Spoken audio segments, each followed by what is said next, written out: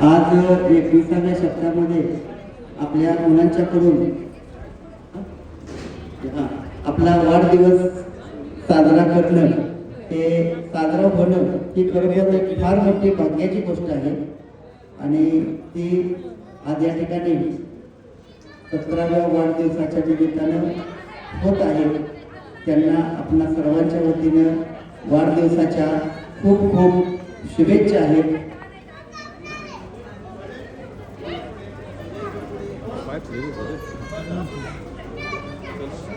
Five,